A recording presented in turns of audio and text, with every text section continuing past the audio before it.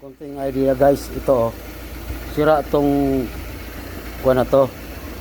Itong relay na to sa automatic. Ayan oh, tinanggal ko rito. Dapat aandar yan. Aandar yung pan, ngayon hindi aandar. Ito, bumili ako ng bago. Mahal pa naman to.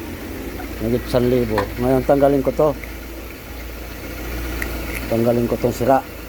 Ayan. Ngayon, ito. Lagay ko yung bago. Ayan, umaandar siya. Yung bago. Ngayon, lilinisan, itry ko tong linisan ito. Kung gagana. Ito guys, yung sira. Oh. Ngayon, gagawa natin ang paraan kung gagana. Ito nilihain lang natin. Lihain lang natin. Ang mahal pa naman ang relay na to. Ito may pagitan yung parang kontak niya. Sundutin natin. Ayan.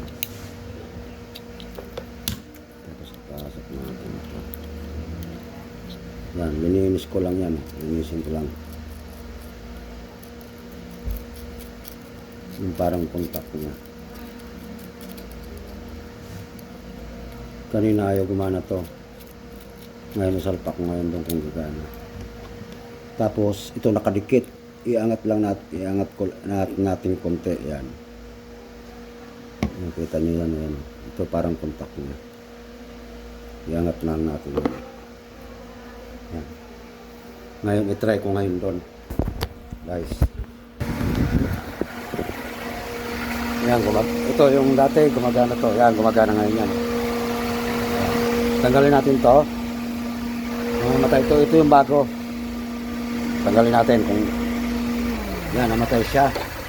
Ngayon, ilagay ko itong luma. Yan, ito yung luma. Tinanggal ko yung takip. Ilagay ko itong luma kung gagana. Pag gumana to, ibig sabihin, pwede pala siyang i-repair. Ayan. Ayan guys. Gumana siya.